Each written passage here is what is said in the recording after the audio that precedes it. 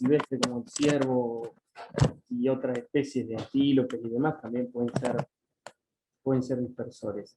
Tiene un gran impacto, como les dije, limita mucho el comercio. Desde un tiempo a esta parte ha sido una enfermedad paraarancelaria, se le llama, que es una enfermedad que te limita el comercio, y por ende, al limitar el comercio, tiene un efecto muy grande en el mercado y en la comercialización de bovinos, tanto en pie como reproductores y material genético, y así también la carne. Por ende, tiene un impacto muy grande en toda la economía y es casi hasta, diría, catastrófico para un país como el nuestro, que, que su mercado exportador es muy importante a nivel económico. Bueno, tiene grandes costos siempre en estudios, en vigilancia, en vacunaciones y demás, que constantemente lo estamos trabajando, y bueno, ya gracias a Dios desde el 2006, que fue la última aparición en Corrientes, no hubo más casos, así que bueno, hace 14 años que ya para 15 que no hubo. Bueno, como consecuencias directas e indirectas, pérdidas en la producción de tamo, engorde y cría, todo lo que tenga que ver con la producción de bovinos y otras especies también que se ven limitadas, costos en las campañas y en la vigilancia, como les dije, y pérdida de mercados en el caso de aparecer la enfermedad. Un poco, no sé si se ve, pero esto es para que lo tengan gráficamente, la cantidad de focos y enfermedad y nivel de enfermedad que teníamos. Acá abajo están los años, y esto es un poco gráficamente para mostrarle que en la década del 60 teníamos 8.000 focos al año. Esto significa que teníamos una presencia de la enfermedad muy grande en el territorio, y era difícil de controlar por un montón de cuestiones.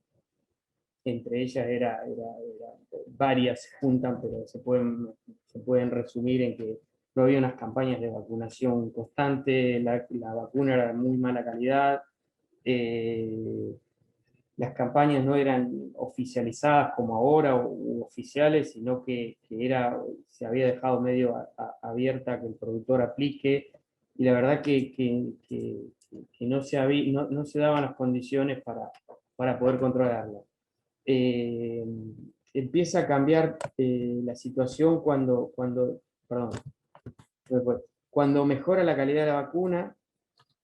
Ya en la década del 70 comenzó a mejorar la calidad de la vacuna, no solamente con los ayudantes, sino que se aumentó la carga que tenía de virus la vacuna. Después, en la década del 80, ya se introdujo la vacuna oleosa, y fíjense cómo esos dos hitos nomás comenzaron, junto con la creación de los entes sanitarios, a bajar el nivel de focos que teníamos, y, y- y fue hasta la década del 90 que tuvimos el reconocimiento oficial de la OIE, ya decía que era la Organización Internacional de Sanidad Animal, la cual es el organismo que se toma de referencia para poder comercializar entre países. Es el- el organismo rector a nivel internacional para permitir intercambios, lo que nos permitió, una vez que tuvimos el reconocimiento y sin focos en la última década, dejar de vacunar a finales de los 90. Duró poco, la verdad, el tema de dejar de vacunar, hasta que en el 2001 se reintrodujo la enfermedad, y bueno, tuvimos picos de hasta 3.000 focos, y después nuevamente hubo una respuesta eficaz. Ahí se cambió la normativa a la actualidad, a la que tenemos, y la verdad que se reestructuró mucho el programa de erradicación, con varios puntos que ahora los vamos a detallar, pero les quería contar un poco cómo viene la historia, porque tenemos mucho detrás de Lactosa. Nos sirvió de modelo en mucho al Servicio Nacional y a otros organismos del Estado. Ahora ya le digo que con este último plan, hace 14 años que no hay casos, no existe circulación viral, al menos evidenciable por los muestreos y por los estudios tecnológicos. Hay una alta inmunidad poblacional, porque se vacuna específicamente toda la hacienda, dependiendo de la región que está, y hay una vigilancia hoy profunda, porque obviamente se concurre 2 veces a un agente sanitario en los predios a aplicar la vacunación, y eso es una vigilancia que es muy grande. También hay que decir que en los últimos focos que hubo, en el 2003, que no quedó muy claro, que fue en la provincia de Salta, y en el 2006, que sí fue en Corrientes y fue en foco, se limitó a unos departamentos y una parte de la provincia, digamos, que ya se actuó con otro ímpetu del Servicio Nacional, y la población respondió bien, así que, digamos, acá tengo un mapita se ve de la República Argentina, y más o menos por provincia, cuál fue el último foco detectado. Fíjense que Patagonia, y sobre todo Tierra del Fuego, en el 60, el último foco, en el 70 lo que es Santa Cruz y Chubut, y después ya un poco por arriba, ya en La Pampa tenemos en el 2001 el último foco detectado, y bueno, en Argentina el último foco fue en el 2006 en la zona de Corrientes. Esto le quiero decir que es una realidad constante. Hoy en día, sobre todo, hay muchos países que están con la idea de dejar de vacunar, sobre todo Brasil, que ya dejó varios estados de vacunar, y ellos implementan vigilancia. Obviamente que cuando se deja de vacunar, hay más mercados que abastecer, o mayores precios que, que ingresan, pero bueno, es un riesgo y una situación que en algún momento se va a tomar la decisión. En Sudamérica hay el comité permanente, y Panaftosa está trabajando en un plan para dejar de vacunar en todo Cono Sur, así que en algún momento, ahora la etapa hasta el 2025 va a tomar como objetivo, tiene como objetivo vacunar un pequeño porcentaje de la población de Sudamérica que está sin vacuna, y a partir de ahí se va a hacer una nueva evaluación, pero hay países que ya están pensando en dejar de vacunar. Pero bueno, eso es otra discusión. Les quería mostrar un poco esto, la realidad que tenemos en la Argentina.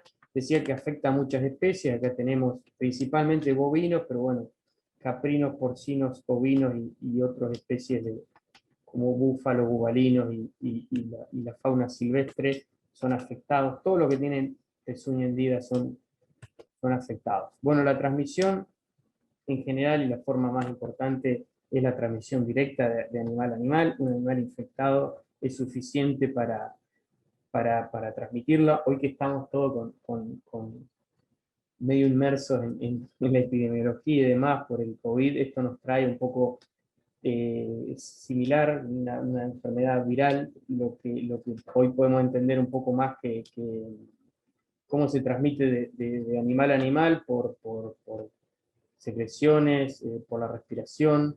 Esto se transmite de animal a animal, y es tan infecciosa que la transmisión indirecta, acá tienen un dibujito de las botas de un operario, puede ser una maquinaria agrícola, un caballo mismo, o un perro que haya transitado por un lado puede llevar la enfermedad físicamente, digamos, en las patas o en el calzado, y es tan contagiosa la enfermedad que la transmisión indirecta también es importante,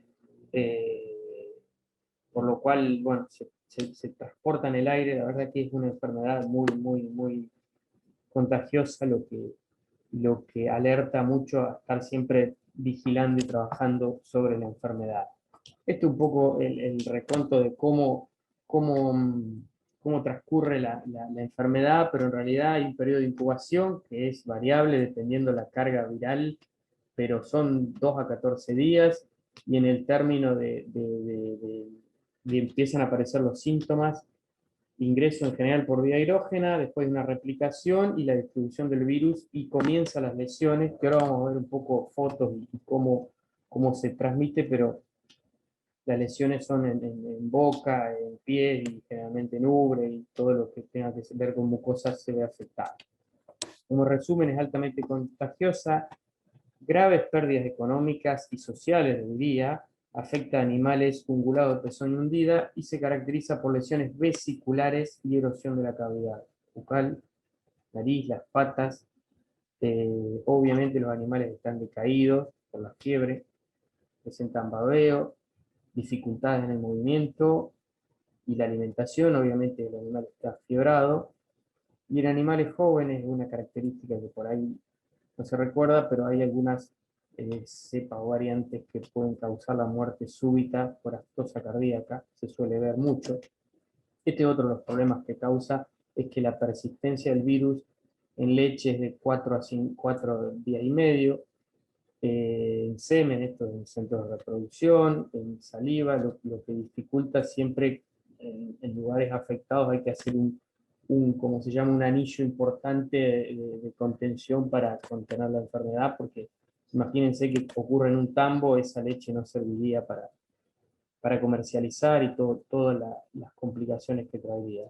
Este es otro de las cuestiones técnicas que un poco imposibilitan el comercialización, o al menos se usa como por ahí una barrera, es que en el músculo, fíjense que dura 3 días, por eso hay países que cuando se exporta la carne solamente aceptan carne sin hueso, por eso no, a Europa, por ejemplo, no podemos mandar carne con hueso, a algunas partes de Europa, ¿no? Otras, en realidad, la médula ósea, los estudios, por más que esté refrigerada, que dura bastante el virus, por ende la carne con hueso es limitada, sobre todo en los países, aunque hoy nos parece una barrera, porque si bien no tenemos presencia de la enfermedad, sí continuamos vacunando, por eso la presión por ahí de dejar de vacunar en algunos sectores como para ganar mercados o algunos países, pero bueno, es una decisión técnico-política. Pero bueno, les quería mostrar eso que me pareció interesante para por qué está limitado el comercio y demás cuando hay aftosa, porque la persistencia del virus en médula o en el músculo casi es, la maduración mataría todo en eso en 3 días, pero bueno. También la supervivencia del virus en corrales 35 días, en pastura depende de la época del año, pero puede ser una semana en verano, por la disecación actuaría como, y en invierno 50 días. En la tierra pasa un poco lo mismo, en verano dura 3 días y en invierno 28 días. Y en heces de los animales, porque imagínense que cuando se enferma un animal, por todas las excreciones y secreciones saldría el virus, entonces podría, podría sobrevivir hasta 160 días en invierno, entonces si no hacemos una buena contención de esa enfermedad, digamos, ingresamos animales nuevamente, estaríamos en problema. Esto para que tengan en cuenta de que es una enfermedad muy contagiosa y puede persistir en el ambiente. Acá les muestro algunas imágenes de animales afectados. Ese es el babeo característico, con ahí un animal decaído, con babeo, ahí mismo.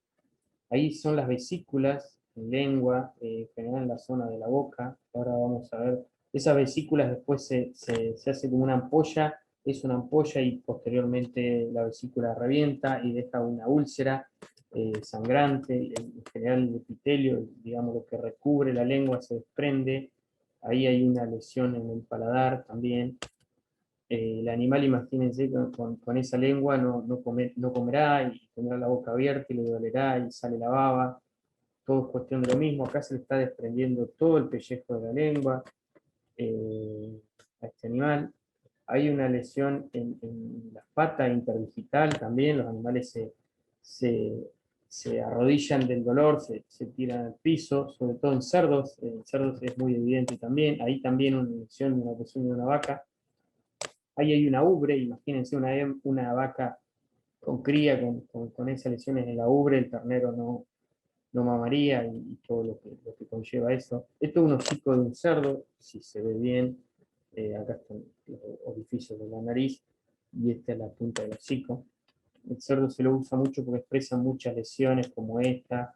Ahí están las lesiones en las uñas de los cerdos, que les digo que caminan con las patas dobladas por el dolor. El cerdo es muy característico. Y ahí lesiones en el corazón, no tienen, pero ahí les muestro, miren, terneros muertos, lactosa. En general, lactosa a los bovinos adultos no los mata, no los afecta, simplemente es una enfermedad viral que causa lesiones y se remiten y quedarían inmunes, pero a los terneros los puede matar de aftosa cardíaca. Digamos que que el impacto más grande de la enfermedad es la causa, más allá de la productiva y la pérdida esta que podamos llegar a tener, es la mayor causa de la enfermedad es las restricciones comerciales y el impacto y lo que cuesta limpiar la enfermedad de un país, digamos, no otra cosa. Bueno, les quería comentar 4 o 5 cositas del plan, del último plan de Aftosa y por qué llegamos a tener desde un momento 8.000 focos al año y finalmente llegamos a controlar la enfermedad o se llegó a controlar la enfermedad con todo el arco productivo y técnico del país. El objetivo principal de la resolución fue erradicar la fiebre aftosa en territorio nacional, logrando el reconocimiento internacional para lograr apertura de mercado y mantener esta condición en el tiempo, que significa de que sea autocontrolable. Entonces, los componentes más importantes fueron regionalización, es dividir el país en diferentes sectores por su naturaleza productiva y ecológica, obviamente. No es lo mismo La Pampa, Buenos Aires, Córdoba, Santa Fe, que por ahí la precordillera o el sur argentino. Entonces, bueno, eso también fue otra de las características que permitieron lograr controlar la enfermedad. En cada región aplicar una estrategia distinta, vacunaciones estratégicas y sistemáticas. La sistemática es la que se aplican los periodos sucesivos, que en general en esta zona se vacunan 2 veces al año, y las estratégicas son todas aquellas para reforzar, es decir, cuando se quieren mover terneros, por ejemplo, los terneros tienen que moverse con doble dosis, entonces una segunda aplicación sería una vacunación estratégica. La vigilancia epidemiológica la hacemos todos, incluidos el productor agropecuario, el veterinario de campo, las instituciones, SENASA, todos aportamos a la vigilancia, que sería algo así como tener un sensor de lo que está pasando con la enfermedad. El control de movimiento, ustedes saben que para mover animales hay que sacar movimientos y el movimiento se le da a aquellas unidades productivas o a aquellos establecimientos que han cumplimentado la vacunación, entonces se le da una cierta garantía de sanidad. Bueno, control de fronteras, porque en general puede ingresar de afuera la enfermedad. Control de emergencia, lo que le dije, las últimas respuestas a los focos fueron buenas. Y la capacitación y difusión, que es un poco, y agradecemos el llamado que tenemos de Renatre para compartir un poco lo que hacemos todos los días. Así que bueno, esto es parte de por qué se pudo erradicar la fiebre aftosa en el país. Bueno, acá hay un esquemita cortito, pero les quería hacer mención de que en cada una de las provincias o en cada uno de los distritos o en cada uno de los departamentos, en general acá en La Pampa, hay un ente sanitario el cual aplica el plan sanitario acordado con SENASA, y a partir de ahí el vacunador va a todos los campos con una digamos, un esquema establecido de inmunización. Esto también provocó que se pueda llegar a tener cobertura quiere decir de vacunación muy, muy alta. Imagínense que en el término de 60 días se vacuna el 90% de la hacienda en el país. Entonces, imagínense que es muy el sistema armado así con entes sanitarios y vacunadores y paratécnicos, logra tener una cobertura vacunal muy, muy rápida en poco tiempo. Esto fue otro de los éxitos que tuvo la campaña para poder lograr llegar a tener hoy poco cero y una cobertura vacunal muy importante. Después hay organismos en cada una de las provincias, que es la COPROSA, que compartimos con INTA y otras instituciones, en el cual se evalúan diferentes aspectos y cómo van evolucionando los planes y se preparan contingencias y demás para poder controlar la enfermedad en algún problema. Bueno, esto se los muestro por arriba, pero la parte que está pintada de azul es la parte central del país. Acá se aplican 2 campañas anuales.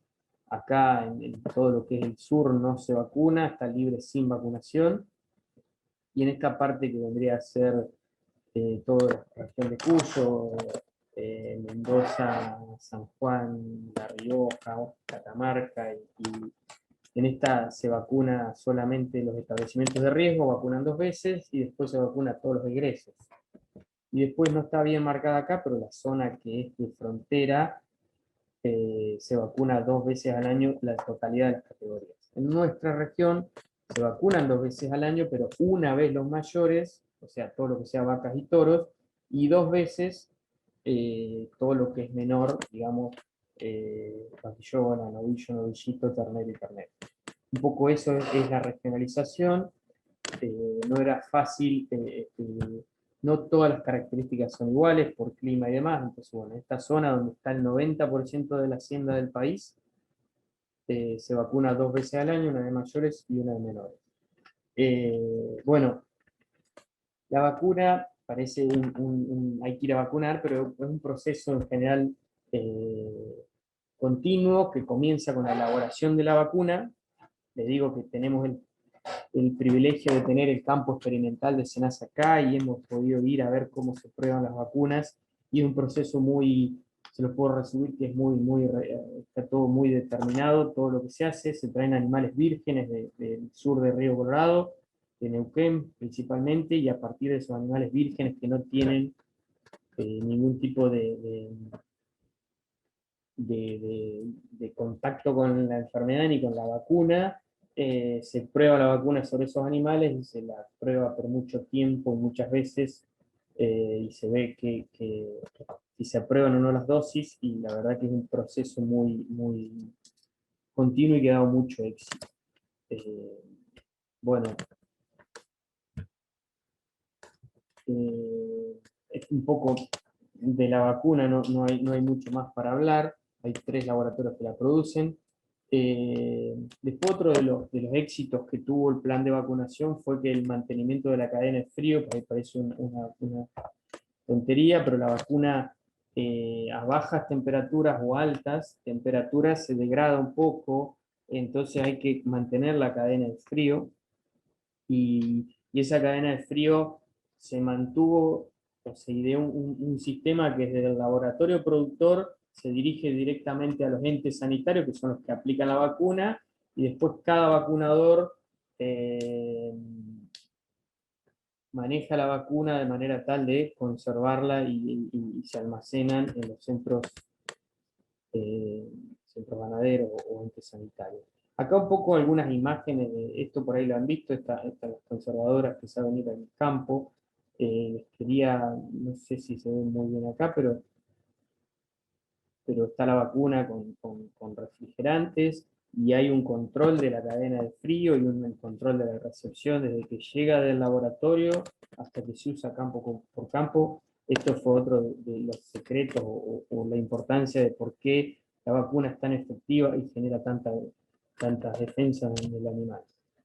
Hay un poco lo mismo, la cadena de frío en el ente sanitario están controladas día a día, se lo lleva y cuando se recibe otra vez del campo de vuelta, se las vuelve a controlar, y la vacuna que no cumple o no está, digamos, correctamente conservada se desecha, lo que hace que siempre se aplica vacuna, digamos, que genere defensas. Esto un poco para contarle, ustedes por ahí ven cuando se va al campo el vacunador, o saben qué día va, pero toda la ejecución de un plan sanitario como Aftosa conlleva que el productor solicite un turno, ese turno esté confirmado en una planilla, el vacunador pasa a retirar las vacunas, una vez que se retiraron las vacunas, concurre al campo en el día y hora establecido, y a partir de ahí se debe llevar otra vez los frascos de vacuna vacío y demás al ente sanitario, y se desechan de una manera correcta, y se hace un seguimiento de todas las actividades a fin de que la vacunación sea correctamente aplicada. Esto, otra de las cuestiones importantes de la vacunación es cómo llegan los datos y cómo todos nos hacemos con esa información. Este es el acta de vacunación que siempre al terminar de vacunar elabora el vacunador en el campo. En realidad tiene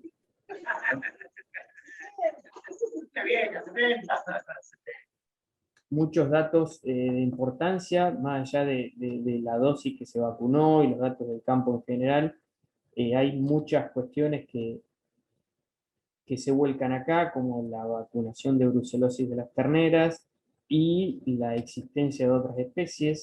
Esto de otras especies es muy importante porque esas especies tienen que estar registradas para poder después movilizarse. Y bueno, otras cuestiones importantes de la firma y la observación. La verdad que tiene muchos datos y de importancia para poder controlar de que ese campo esté vacunado y no queden animales sin vacunar y a partir de ahí sepamos que se vacuna el 100% de la existencia. Bueno, esto es una indicación para el vacunador, pero bueno, para modo de resumen, es importante mantener la cadena de frío, devolver los frascos vacíos y las actas una vez terminado el acto vacunal. Eh, el vacunador y el ganadero, y acá en este caso el que trabaja en el campo o el encargado de los animales, tiene la obligación de vacunar todas las categorías de animales que corresponde vacunar según la campaña, y una vez que termina esa, obviamente que va a concluir con un acta de vacunación que el ente sanitario se encarga de volcarlo al sistema y nosotros tenemos un sistema de gestión donde está todo registrado. Ahí está cómo se desechan los residuos, porque también acá no solamente va aftosa, van las agujas, que hay que desecharlo de una manera correcta para no pincharse, y hay otra vacuna, que es la brucelosis, que nos puede enfermar, por lo que esa vacuna hay que desecharla de manera correcta, los frascos que sobran o la vacuna que sobra.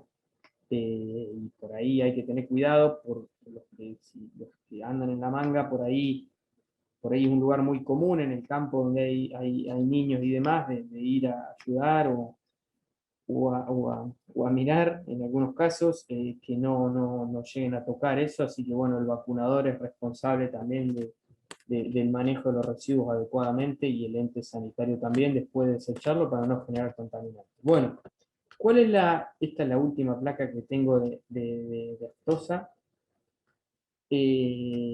¿Cuál es la recomendación para el ganadero o las personas que manejan los animales? Cumplir el hora y el día establecido con el ente sanitario y de que iba a ir la vacunación, tener las instalaciones, manga, bretes y corrales en condiciones para realizar la tarea de vacunación, contar con personal de apoyo, obviamente, para encerrar y para, para, para pasar o arrear los animales por la manga. Bueno, y en relación al encierro de los animales, en general se aprovecha para hacer muchas tareas. No está recomendado hacer muchas cuestiones. Sí, por ahí nosotros ya con la estabilidad de la vacuna y demás, por ahí aconsejamos aplicar otras vacunas, como puede ser por ahí carbúnculo u otras enfermedades que también nos pueden afectar, y por ahí es importante prevenirlas. Así que bueno, en realidad el esfuerzo y el resultado que se tuvo de Lactosa es porque participaron todos los sectores, trabajaron todos los sectores sanitarios, y por eso se llegó al éxito que se llegó en el ente sanitario. El ente sanitario es de los productores, es manejado por los productores, y ahí hay una serie de personas que trabajan en el ente bajo normativas de SENASA, pero fue uno de los grandes éxitos que, más allá de la calidad de la vacuna y de la cadena de frío, los entes sanitarios y el funcionamiento que tienen en el día a día fue muy importante. Acá les quiero mostrar una placa de vigilancia epidemiológica en que todos trabajamos, es la manera de ser un embudo, y todos los datos que puedan surgir de los veterinarios oficiales, de los veterinarios privados, los productores, las personas que están al cuidado de los animales o en el campo, los laboratorios, los frigoríficos, todas las remateferias, todo el animal donde, todos los lugares donde transitan los animales, o al menos se ven los animales y se revisan, todos son puntos que tienen que aportar datos para saber que no tenemos esta enfermedad u otra. Por eso es importante quedarse con esta imagen de que es un embudo, o sea, todos tenemos que trabajar para tener esa vigilancia y algún signo de enfermedad o manifestaciones raras de los animales, la gente que está con los animales permanentemente conoce cuando hay algo, un animal que está apartado, que está enfermo, que tiene una particularidad, él enseguida se da cuenta y bueno, por ahí es importante que consulte a un veterinario privado, avise al dueño y demás para poder actuar en consecuencia. Así que bueno, les dejo eso como una recomendación. Bueno, sin ir mucho, yo les quiero mostrar un mapa. Esto a nivel mundial es una enfermedad que está dispersada a nivel mundial, pero está muy controlada, eh, sobre todo lo que es Europa y Norteamérica. Después en Sudamérica tenemos nuestras particularidades y en la zona donde realmente no tiene reconocimiento de la OIE es en África y bueno, un poco en Asia, China y los países de Medio Oriente. Bueno, ahí no hay reconocimiento oficial, acá sí. Fíjense, los principales productores y exportadores de carne como Australia, Nueva Zelanda y demás están libres sin vacunación, por eso el color verde oscuro.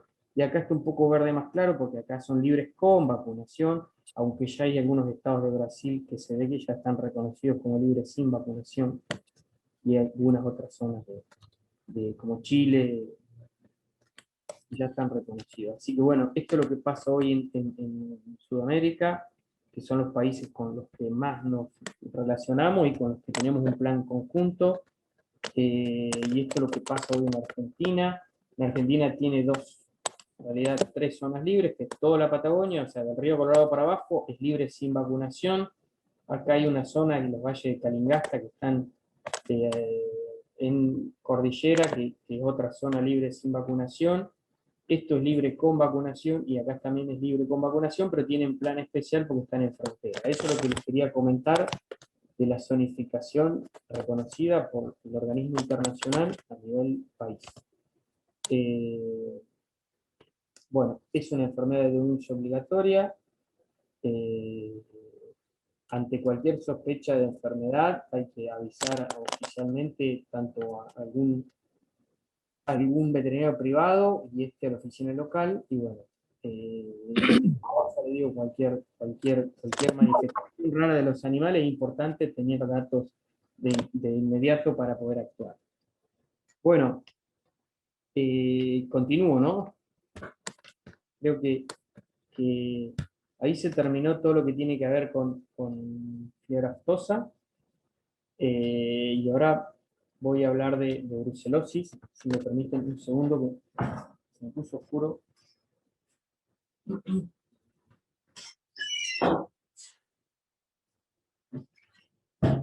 Ahí estoy nuevamente. Bueno, brucelosis eh, es un poco diferente la enfermedad porque esta sí afecta al hombre. Es una enfermedad también contagiosa que tiene varias importantes pérdidas económicas. Esto lo causa una bacteria, a diferencia del anterior que era un virus. Esta es una bacteria que afecta a muchos mamíferos de importancia productiva, bovinos, porcinos, bovinos, caprinos, los perros pueden tener, y también puede afectar al hombre. Esto es importante porque esta es importante en salud pública. Aquella tenía por ahí un efecto más social y económico y productivo, y esta, además de todo eso, tiene un efecto también que puede ser una enfermedad en el humano. Si bien se controla con antibióticos, lo podemos llegar digamos, a controlar. Es una enfermedad que demanda mucho trabajo y no es gratis tenerla. Así que bueno, como recomendación que se tomen todos los cuidados. Por eso es una enfermedad que está bajo programa oficial también, porque se caracteriza por la presencia de abortos o falla en la reproducción, aunque hay animales que pueden estar enfermos y hayan superado el aborto, no aborten más, pero cuando tienen cría desparraman mucha cantidad de bacterias que pueden infectar al rodeo y continuar con el ciclo, y no la limpiamos tan fácil. Así que bueno, a diferencia de aftosa, sí es una zoonosis, o sea, nos puede enfermar. tienen impacto en producción, porque obviamente hay que eliminar animales, hay que vacunar, hay que sangrar, y obviamente las restricciones comerciales están, los animales enfermos solamente pueden ir a faena, y esos animales a faena, hay países exportadores que no quieren animales que provengan de predios que están infectados, por eso un poco se trabaja en bloque en toda la República Argentina, es una enfermedad bajo programa porque es de importancia, no solamente por ser una zoonosis, sino porque restringe mucho el comercio. Bueno, para comentarles un poco en qué situación estamos hoy en la República Argentina para con la enfermedad, ha bajado bastante la cantidad de animales enfermos en los predios, teníamos el 2%, o sea, sangrábamos 100 y había 2 animales enfermos, y hoy tenemos casi uno, lo que está dando los últimos números. Lo que sí es importante y se viene sosteniendo en el tiempo es la cantidad de establecimientos que están enfermos, quiere decir, los rodeos que están enfermos. De 100 rodeos que se sangran, 12 están con la enfermedad, tienen presencia de la enfermedad, y algunos la van limpiando y otros se van enfermando, es porque la enfermedad está presente. O sea, la estrategia de la normativa que está vigente desde el 2019 es identificar los predios que están enfermos y sanearlos. Un poco, ¿cuáles son lo que se aplica para controlar la enfermedad? Es la vacunación de las terneras, el sangrado, para determinar que esté o no enfermo, los predios enfermos hay que sanearlos, hay que controlar los movimientos porque la enfermedad en general ingresa a los rodeos con un animal enfermo, y la vigilancia epidemiológica, como les dije hoy, que es tan importante que todos aportamos datos de animales enfermos y nos comunicamos con otros para que se conozca el estado sanitario. Así que bueno, la vacunación de las terneras, lo único que les voy a comentar que se aplica, es una vacuna que se aplica una sola vez en la vida del animal, se aplica a todas las terneras entre los 3 y 8 meses de edad, o sea, cuando en general está mamando, y se vacuna en conjunto con fiebre aftosa. Entonces, en general, en esta campaña se vacuna casi la mayoría de las terneras, así que ahora se vacuna aftosa y toda la hembra que entre menor,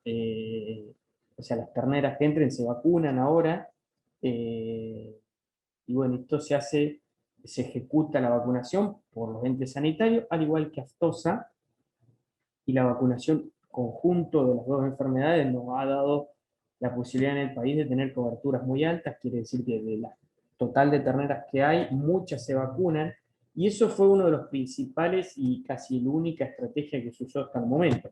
Entonces dijimos, bueno, ¿cómo pasamos ahora a limpiar ese 12% de establecimientos que están enfermos y nos limitan los comercios? Bueno, la estrategia es hacer la determinación del estatus sanitario, que esto es obligatorio y tiene fechas ahora de cumplimiento. Acá hay dos opciones: todos los rodeos que practiquen la reproducción, o sea, todos los que tengan vacas de cría, tienen que determinar cuál es su situación frente a la enfermedad, esto es, sangrando todas las hembras mayores de 18 meses y los machos, los toros. eh, y acá tienen opciones de hacer el sangrado total, y si les diera negativo el resultado de ese, se saca la sangre, se analiza en un laboratorio, si da un resultado negativo, se considera el predio como libre de enfermedad y ese no va a tener restricciones comerciales, y todos aquellos predios que hagan una muestra parcial de rodeo, que no sangren todos, sino que sangren un lote de vacas, que eso depende de la cantidad de vacas que hay una tabla para decir cuántas hay que sangrar de todas esas vacas, y los que sangren una parcialidad y den negativo van a quedar como negativos. Aquí hay dos estatus. Cuando te da negativo es ser libre cuando sangraste todo, o sos negativo cuando sangraste una parte de los animales. Acá lo importante es que cuando se detecta el predio positivo, que en teoría sería el 12% de todo el padrón, hay que presentar un plan de saneamiento. El plan de saneamiento no es nada más que eliminar los animales que dieron positivo y realizar una nueva serología, es decir, un nuevo sangrado de esos animales. Este plan lo presenta el productor, el encargado del campo, en conjunto con el veterinario que trabaja en el campo, que aplica el plan oficial, en este caso, el plan de SENASA, el plan nacional. El animal positivo no puede ir a otro campo, el único destino es a faena. Esto es para no seguir contagiando animales en otros rodeos. Y bueno, la caravana, o sea, la identificación de animal positivo, el único destino que tiene es salir a faena en un frigorífico o a faena vía un remate feria que después vaya a un frigorífico. Es el único destino. Estos animales no tienen problema porque en general el riesgo es insignificante de que se transmita la enfermedad, porque en general la carne la comemos cocida. Entonces, bueno, no se asusten que estos animales que van a faena y salen de un frigorífico, no hay riesgo alto no hay riesgo de poder contraer la enfermedad, porque en el proceso de maduración de la carne, que es cuando el músculo pasa a carne, hay una bajada de pH y demás, y todo eso controla la enfermedad para que no haya riesgo en el ser humano. Bueno, ¿cómo esos predios positivos, cómo logran sacar la enfermedad? Bueno, es fácil, ya les dije, los animales positivos se van a faena, se espera unos 60 días, se hace un primer diagnóstico, esto es una serología del total de los animales, acá sí. Si diera negativo ese primer diagnóstico, entre 6 y 12 meses después, se hace un segundo diagnóstico, y si es negativo, ya ese predio queda como libre y se libera de la enfermedad. Y bueno, de ahí todos contentos porque cumplimos el objetivo del plan, que es identificar esos predios positivos o que tienen animales reaccionantes y liberarlo de la enfermedad. Bueno, esto un poco resumen. Entonces, los predios que sangraron todos los animales van a quedar como libres y no van a realizar control de movimiento, es decir, ellos pueden mover a otros predios porque la enfermedad no está presente, entonces los animales están sanos. Y los predios negativos, los predios que no se conozca su condición, porque todavía no hicieron el testeo de la hacienda, van a tener que mover con control de la tropa esa, se sangra y esas caravanas negativas van a poder moverse, lo que nos va a permitir un poco controlar la enfermedad. Bueno, eso es todo. Espero que haya quedado claro. Y si cualquier cuestión la pregunta, no hay problema. No sé si fue muy larga. Creo que estamos en hora.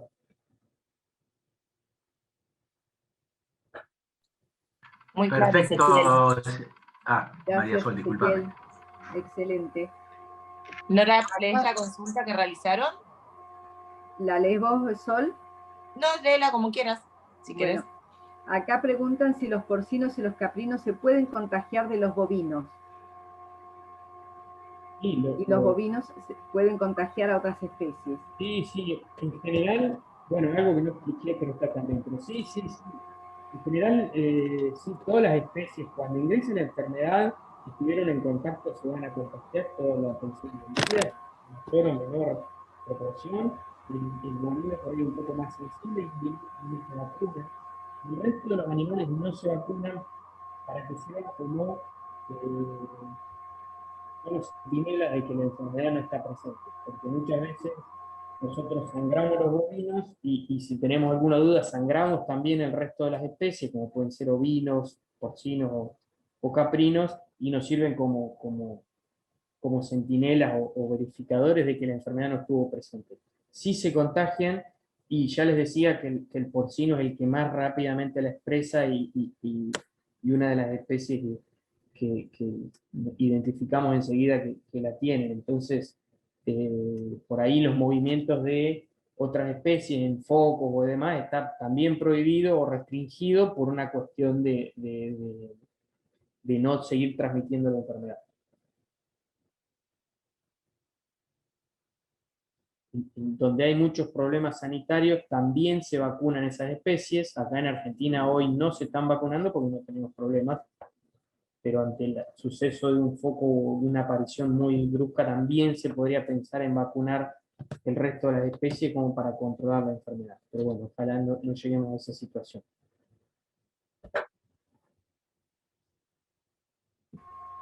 Bien, gracias, Ezequiel. A ver si tenemos alguna otra consulta. ¿Qué porcentaje? A ver. ¿Qué porcentaje de muestreo se hace para brucelosis? ¿Qué porcentaje de...? Muestreo se hace para brucelosis. Bien, muy buena pregunta.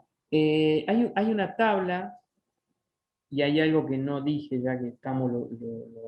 los rodeos que son mayores de 300 vacas, hay un vencimiento que es el 31 de julio, y los rodeos menores de 300 vacas tienen hasta el 30 de noviembre para presentar este testeo.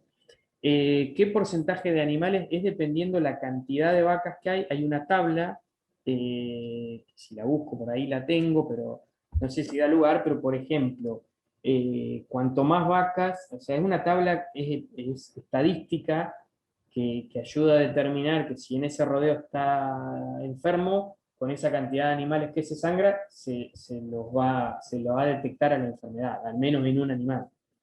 Por eso se arma esta tabla que se aplica para los que no quieren sangrar todos los animales. Nosotros siempre recomendamos sangrar todos porque por ahí puede quedar algún animal reaccionante que se escapa a esto y estaríamos haciendo un testeo, pero no a todos los animales, y por ahí eh, nos estaría quedando algún animal enfermo en el rodeo, que por ahí no es lo indicado. Así que hay una tabla que el que esté interesado se la paso para que la vea, está publicada en la resolución, pero bueno, es una proporción de animales, ya les digo, eh, para detectar la enfermedad si está presente. ¿Te puedo hacer una pregunta? ¿Sí? Mira, te hago una pregunta. Si las terneras que vos dejás para reposición van a ir, también entran en el plan de brucelosis para control, porque esas, si supuestamente yo las estoy inoculando ahora, me van a dar positivo. Está bien. A ver, la hembra, la ternera se sangra a partir de los 18 meses. Ah, Está el cálculo hecho de que al menos tienen que pasar 10 meses, 11, desde la vacunación para que no dé positivo, porque obviamente se vacuna con una vacuna viva el animal, y ese animal, si se lo sangra, si estuvo bien inmunizado, va a tener defensa y va a dar positivo. Entonces, se espera, y a la hembra nunca se la sangra antes de los 18 meses, porque puede tener interferencia la vacuna con el diagnóstico, porque le estamos inyectando lo mismo que estamos buscando después. Por esa cuestión se espera hasta los 18 meses para sangrar la hembra. Es una buena pregunta, y es muy importante realizar la vacunación, porque estamos viendo que en los campos donde no se vacuna bien la ternera, después hay algunos problemas y es más difícil, digamos, de limpiar la enfermedad, por decirlo de alguna forma. Así que bueno, es buena la pregunta y me ayuda a responder eso también. Gracias. Gracias, Alexis, por la pregunta, interesante. Noemí pregunta, supongo que debe ser al mismo tiempo, porque dice, ¿es posible vacunar contra fiebre aftosa, brucelosis y tuberculosis? Supongo que lo que quiere preguntar es si al mismo tiempo se puede dar las 3 vacunas. A ver, sí, en general se vacuna brucelosis con aftosa juntos. Sí, siempre se vacuna juntos. Ya les digo, la ternera se vacuna por única vez en la vida, por eso es lo importante también identificar correctamente con la caravana la ternera que ya recibió la dosis, porque aquellas terneras también que se vacunan más de una vez, puede llegar a ser que tengan pueden llegar a dar positivos pero es simplemente la vacuna y no es que esté enferma, por eso hay que tener cuidado con la vacuna.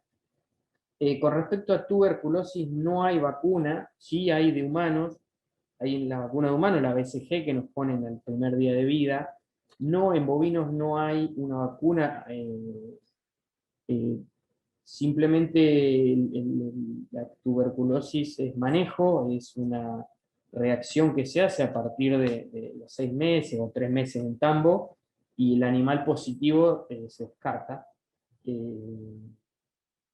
es una zoonosis, esa enfermedad también, si quieren, algún día hablamos porque es importante, y también tiene restricciones de comercio y es una zoonosis muy parecida a brucelosis en algunas cuestiones, pero bueno, no tiene vacuna, al menos en bovinos, aplicada ahora, y lo único que se hace es se testea y el animal positivo se elimina. Así que en general, por ahí, no sé, la persona que preguntó ha visto que se hacen las tres cosas a la vez, por ahí se vacuna contra brucelosis, se vacuna con aftosa, y se hace la reacción de tuberculina, que se hace en el pliegue de la cola, se inyecta en la piel y se mide después la reacción. Los animales positivos hay que eliminarlos también de rodeo porque puede estar contagiando a otros. Así que bueno, esa es la respuesta. Gracias, Ezequiel. Tenemos una pregunta más. ¿Hay pérdidas de preñez? Es Carlos de Córdoba, Carlos Baravalle. ¿Hay pérdidas de preñez al vacunar de aftosa cuando la misma se realiza en periodo de servicio? A ver, sí, entiendo que eso salió de un estudio que se hizo en Brasil, bajo unas condiciones muy, digamos, que no es lo normal. Acá en Argentina, la verdad que la vacuna es de muy buena calidad, los animales son de otra raza, se hizo el estudio y la verdad que no hay pérdidas. No hay pérdidas por la vacuna, la verdad que la vacuna está muy probada y es muy, digamos, una vacuna que no causa grandes reacciones, por ende está indicado, o sea, se vacuna, es más, la hembra se vacuna toda en esta época y en general ya debería estar, está preñada ya, ojalá que estén todas preñadas, y no hay pérdida. No dio, es más, se hizo el estudio con gente de INTA en provincia de Buenos Aires y no dio significativo la pérdida. No, la verdad que no. Está buena porque se ha corrido un poco el rumor ese de las pérdidas, pero no existen pérdidas por la vacuna. Está bien. Desmitificamos los mitos, justamente. ¿Cómo? Desmitificamos los mitos. Sí, porque fue un estudio muy puntual en Brasil con inseminación, se mezclaron varias cosas, varias condiciones, raza, muchos encierres, una cosa muy puntual que no era nada que ver con directamente la vacuna, y bueno, salió publicado y algunos medios lo levantaron, y bueno, está bien, y está bueno que haya sucedido porque se armó un estudio a partir de eso y se determinó que no genera pérdidas. Es muy segura la vacuna. Bien. ¿No tenemos más preguntas entonces? Bueno, yo quiero agradecer, si me permiten un momentito, la invitación y la posibilidad de poder llegarle de otra forma por ahí al sector productivo y poder relacionarnos con otros sectores. Así que bueno, para nosotros muy agradecidos de contar con este espacio. Espero que le haya servido un poco. Bueno, cualquier duda, ahí está mi correo por si no se ve, si cualquiera se lo pasa o se lo paso y no hay ningún problema, estamos a disposición para lo que requieran y bueno, agradecidos mucho del espacio que nos brindaron. Así que bueno, muchas gracias y un gusto a los organizadores y me parece muy buena iniciativa. Así que bueno, felicito también desde este lado. Gracias. Bueno, la verdad es un lujo también tu exposición, tu charla. Creo que se mantuvieron todos atentos, así que creo que ha sido productivo también para los que participan.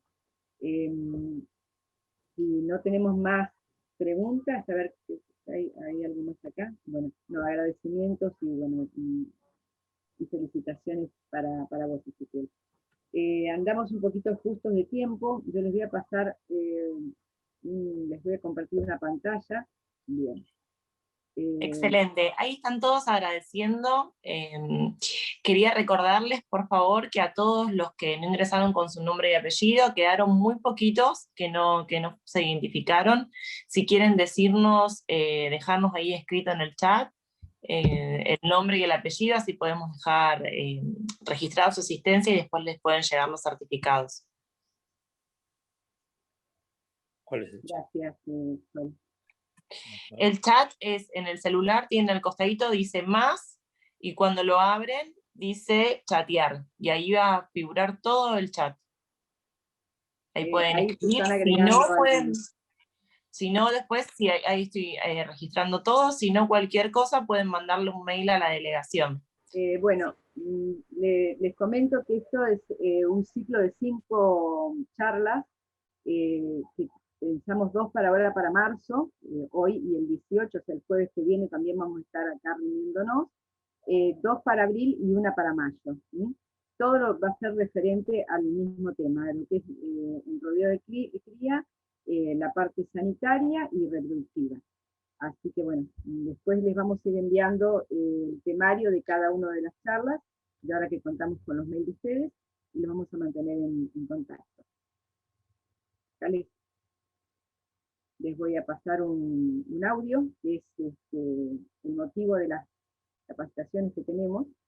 Espero que se escuche. ¿Estás buscando un trabajador rural para tu establecimiento? Con el programa de reinserción laboral del RENATRE vas a poder encontrar un listado de los trabajadores rurales de tu zona, en qué actividad se desempeñan y las capacitaciones que hayan realizado. Ingresá al portal RENATRE, portal.renatre.org.ar, con tu usuario y contraseña y accede al contacto de los trabajadores que tu establecimiento necesita. RENATRE, somos el campo. Bien. Este es un programa que tiene RENATRE que no es vinculante, ¿sí? El productor puede ir buscando por zona, por localidad y por actividad qué trabajadores están en este listado, que son los trabajadores que nosotros tenemos en el CIPRED, en el Sistema de Prestación por Desempleo. ¿Sí?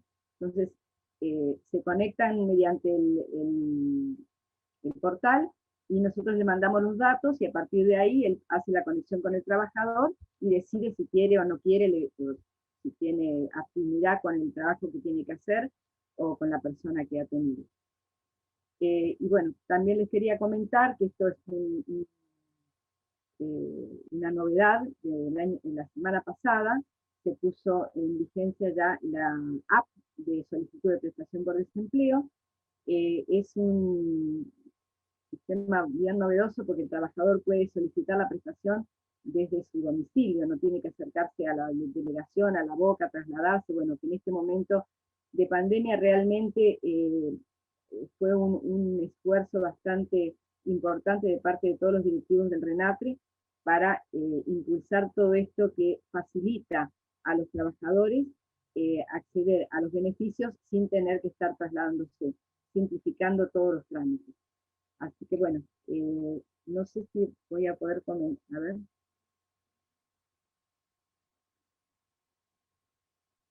Si me toma la animación.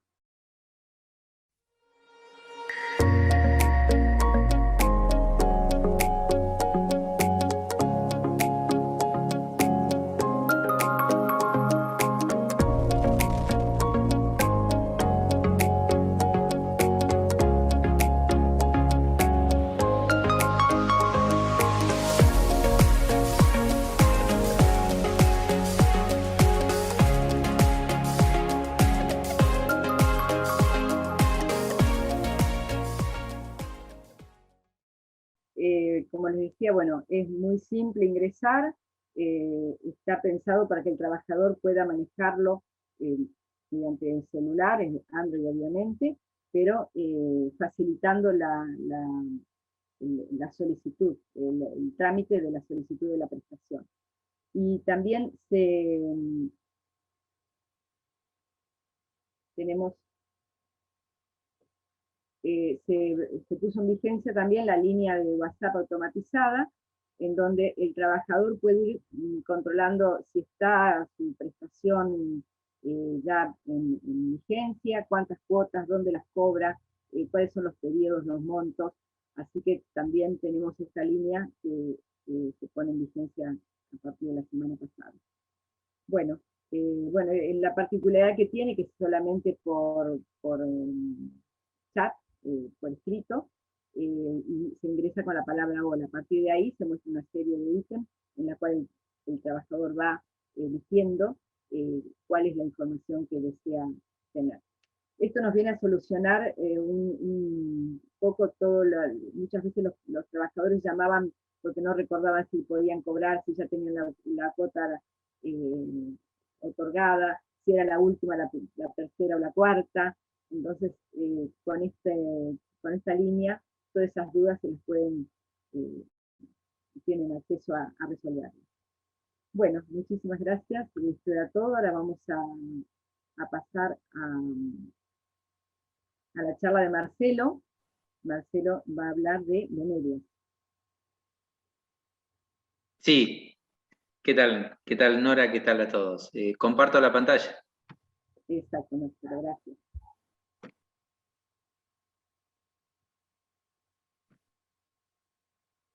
Bueno, yo soy Marcelo Ford. Primero agradecer a Ezequiel, muy buena la charla, Ezequiel, muy completa. Y voy a, no tenemos mucho tiempo, pero bueno, la idea era un poquito tratar algunos aspectos de las enfermedades. ¿Se ve bien, no? ¿Ahí? ¿O está? Perdón. Ahí se ve mejor. Hablar un poquito de las enfermedades del ternero, de este periodo, ¿no? Después del destete. Porque la próxima charla vamos a hablar un poquito de las enfermedades reproductivas y lo que hay que hacer con los toros y las vacas a partir de este momento. Con respecto a las enfermedades en terneros, antes de hablar, voy a tratar de sintetizar y tratar algunos aspectos puntuales. Creo que la charla es hasta las 9, ¿no? Y bueno, y para dejarle un espacio también a Luis. Bueno, hablamos mucho sobre vacunas y vacunación, pero a mí me gustaría dejar en claro para la gente dos aspectos, ¿no? Algunos aspectos fundamentales de lo que hace a las vacunas y a la vacunación. Porque para todas las enfermedades, o para la mayoría de ellos, bueno, ya habló Ezequiel lo que pasa con aftosa, lo que pasa con brucelosis. Los elementos que tenemos para controlarlas a estas enfermedades son las vacunas.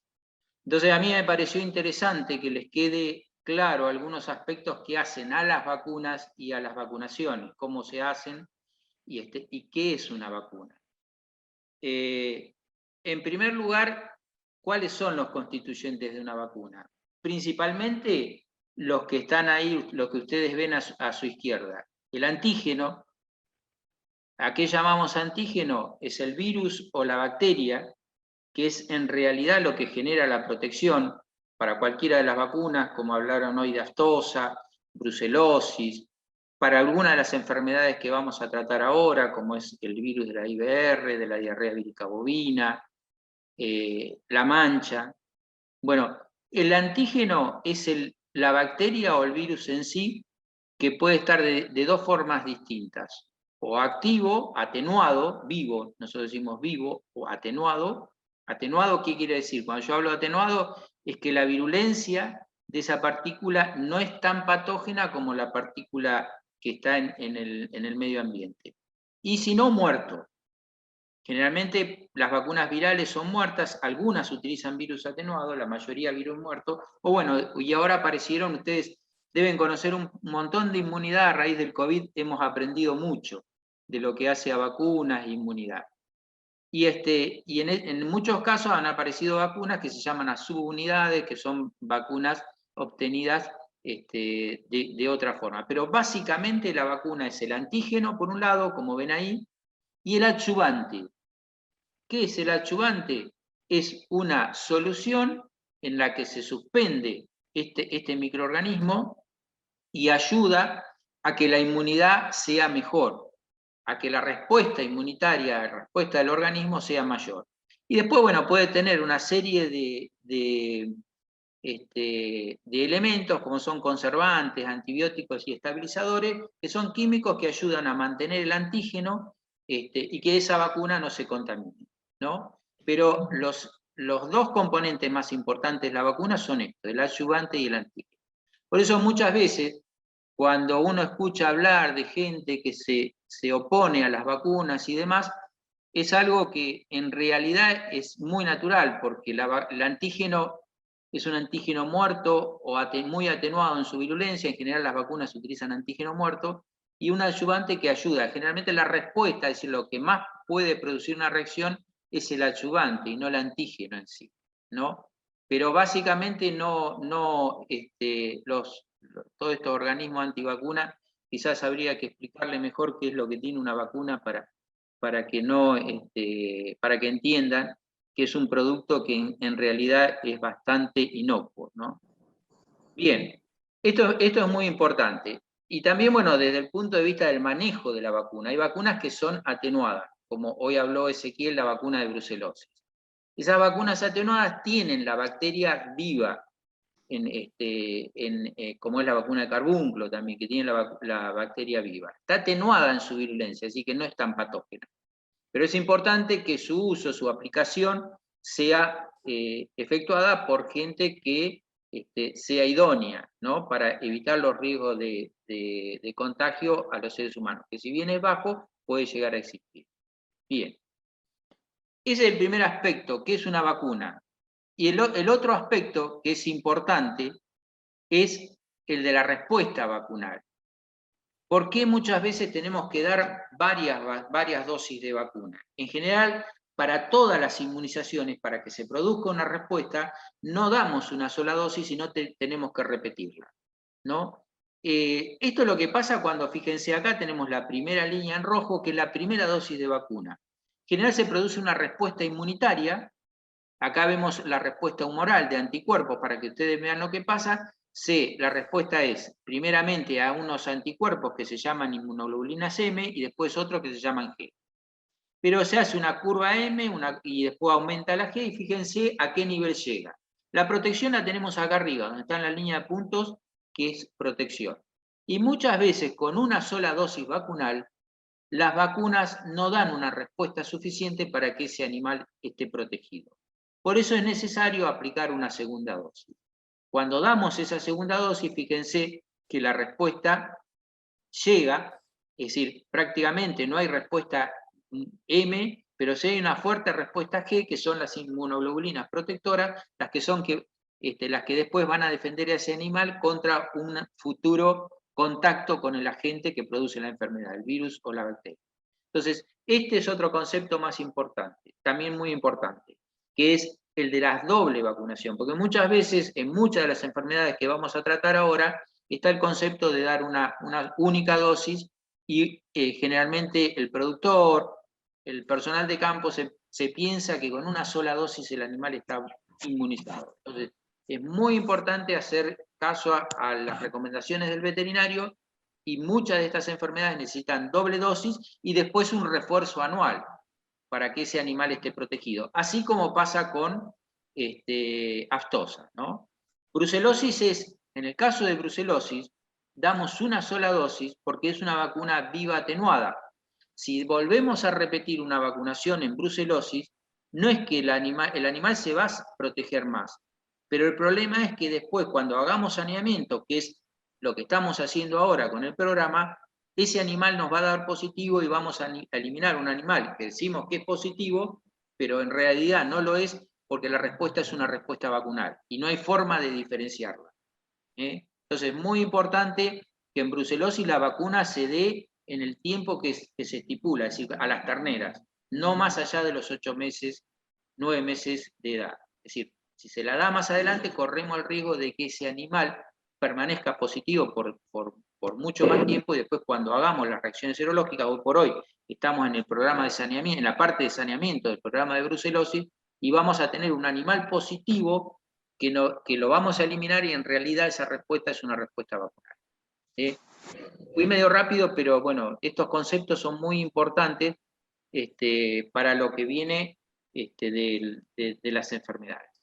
Rápido, vamos a ir rápido. Yo toco algunas de las enfermedades. Una de ellas que circula muchísimo es lo que nosotros hablamos como el virus de la diarrea vírica bovina, ¿no? Que afecta generalmente a los terneros en esa edad, entre los 6 y 8 meses, ¿no? Generalmente se produce lesiones erosivas, es de curso generalmente rápido, a veces leve y a veces es muy patógeno, ¿no? produce este tipo de lesiones, erosiones en la boca. Hoy veíamos la aftosa, que son úlceras. Estas lesiones un poquito distintas, son generalmente erosiones, que después se pueden contaminar con otras bacterias, y bueno, tiene un aspecto un poquito más feo, como se ven en algunas de estas fotos. El virus lo que hace es coloniza, por eso se llama enfermedad de las mucosas, porque coloniza todas las mucosas, bucales, esófago, estómago, intestino, ¿no? Entonces, al destruir las mucosas, como las destruye acá, como se ve que destruye las mucosas de la boca, lo que va a pasar es que ese animal va a tener destruidas las mucosas de estómago, intestino, y la absorción va a ser mala. Son animales que después crecen muy lentos, son esos animales que nosotros decimos que son como aguachados, ¿no? Que van a tener dificultad para absorber los nutrientes a través del tracto digestivo. Y bueno, lógicamente, en inicio se produce una diarrea, algunos se mueren, otros se salvan, la gran mayoría se salva, pero por ahí quedan con lesiones y son esos animales que cuesta engordar, se retrasan en el crecimiento y demás. Esta enfermedad está muy difundida en todo el país. En el futuro, en muchos países se han organizado programas en Europa de control y erradicación, se han erradicado en varios países. Las vacunas generalmente, se pueden producir infecciones mixtas, y las vacunas generalmente no son muy buenas en el país. Ahora hay algunos desarrollos interesantes, pero bueno, tenemos ese problema de que las vacunas no son muy buenas, y bueno, y prácticamente el 100% de los rodeos, estos virus circulan, el virus de la enfermedad de mucosa. Entonces, como no hay programa, lo importante, y esto va para toda enfermedad, lo que es importante evaluar cuánto tengo de esa enfermedad en el establecimiento, ¿no? ¿En dónde estoy? Es decir, ¿la diagnostiqué, no la diagnostiqué? Y después, si la diagnostiqué, ¿hacia dónde quiero ir? ¿Cómo quiero avanzar en el control de esa enfermedad? Para eso está, primero, para ver cuánto tengo en la enfermedad, está todo lo que son los test serológicos, los diagnósticos, el tipo de rodeo que tengo, la historia del rodeo para esta enfermedad.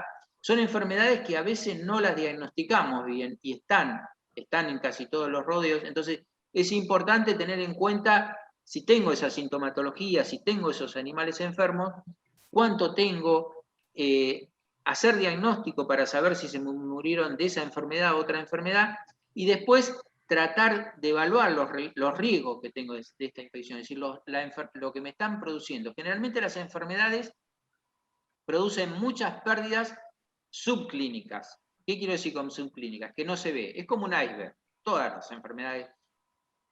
Uno piensa que la mortandad es la pérdida más importante de la enfermedad, y muchas veces no es la mortandad. Fíjense en esta enfermedad, por ejemplo, yo les comentaba que produce lesiones de mucosa. ¿Qué quiere decir? Que esos animales van a engordar con mucha dificultad, porque la absorción de los nutrientes va a ser muy ineficiente. Entonces, hay que tener en cuenta todas estas cosas, cuánto de esos animales, cuánto tengo retraso en el crecimiento. Después tengo una diapositiva que vamos a ver bien las pérdidas, todo el tema de pérdidas. Entonces, una vez que yo evalué más o menos qué problemas, qué enfermedad tengo y qué problemas me ocasiona, fijar objetivos claramente, ¿no? Realistas, ¿no? ¿Qué puedo hacer? Minimizar las pérdidas, eliminar el virus o con la bacteria. Esto lo tengo que hacer, lógicamente, con un profesional veterinario. Y las estrategias siempre van por el lado de la vacunación, por un lado. Si puedo mantener el rodeo cerrado, es decir, lógico, siempre los ingresos son muy riesgosos en rodeos que se declaran libres. Fíjense lo que está pasando ahora con la brucelosis, ¿no? Nosotros declaramos un rodeo libre y después los ingresos tienen que venir siempre o de otros rodeos libres o con serología negativa, para asegurarme de que no volverá a entrar la enfermedad. Eso, cualquier control y erradicación de una enfermedad implica que el ingreso al rodeo tiene que provenir de las enfermedades de la reposición, como vemos acá, donde provenían los reemplazos, de un rodeo que seguramente tiene que estar libre como el mismo. Entonces, ¿qué políticas tengo? La política de no hacer nada, sigo como vengo, teniendo las pérdidas que tengo, me las aguanto, económicamente puedo subsistir. o voy hacia un control y erradicación, acá dice erradicación, puedo controlarla la enfermedad y mantenerla controlada sin que me produzca varias pérdidas importantes, o voy a la vacunación, o la otra alternativa, que es la más común, fíjense, que fue el programa de Astosa, que fue vacunación en una primera etapa, y ahora entramos en la etapa de erradicación, ¿no? Es decir, saneamiento y erradicación de la enfermedad, que es la etapa posterior. Esto vale para un programa nacional o para un programa que puedo hacer yo dentro de mi establecimiento en mi rodeo, ¿no? Para tratar de evitar o controlar una enfermedad y evitar las pérdidas que esa enfermedad me produce. Por eso insisto, es muy importante ver qué es lo que tengo en el rodeo, por qué se me mueren los animales, por qué se retrasa el crecimiento, si tengo algún problema de estos sanitarios, alguna de estas enfermedades infectocontagiosas.